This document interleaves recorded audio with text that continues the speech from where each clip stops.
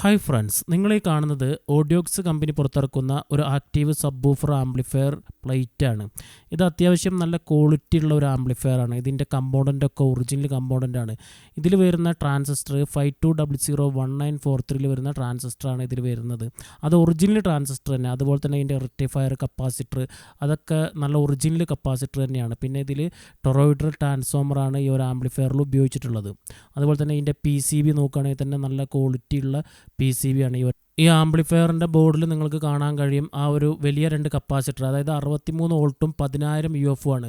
അത് ഞാൻ മുമ്പൊരു വീഡിയോയിൽ ഞാൻ കാണിച്ചിട്ടുണ്ടായിരുന്നു. ഇവരുടെ തന്നെ ഒരു സ്റ്റീരിയോ ബോർഡ് ഉണ്ടായിരുന്നു ഓഡിയോക്സ് കമ്പനി പുറത്തിറക്കിയിട്ടുള്ളത്. അതിലുപയോഗിച്ചിട്ടുള്ളതും 4 ഓഡിയോ എന്ന് പറഞ്ഞിട്ടുള്ള കപ്പാസിറ്ററാണ് പവർ സപ്ലൈക്ക് വേണ്ടി അവർ ഉപയോഗിച്ചിട്ടുള്ളത്.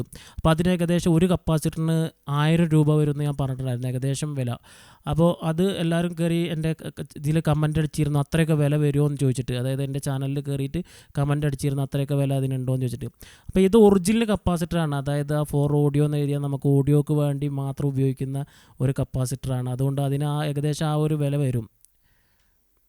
ഈ ഒരു ആംപ്ലിഫയറിൻ്റെ മോഡൽ നമ്പർ വരുന്നത് AXSB1010 ആണ്.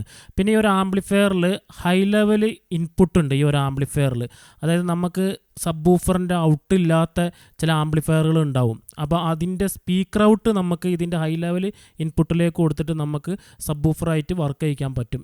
ഈ ആംപ്ലിഫയറിൻ്റെ കൂടുതലായിട്ടുള്ള വിവരം അറിയണമെങ്കിൽ എൻ്റെ ചാനലിൽ ഞാൻ ഇതിൻ്റെ ലെങ്ത് ആയിട്ടുള്ള ഒരു വീഡിയോ ഇട്ടിട്ടുണ്ട്, കൂടുതൽ ലെങ്ത്തുള്ള ഒരു വീഡിയോ ഇട്ടിട്ടുണ്ട്.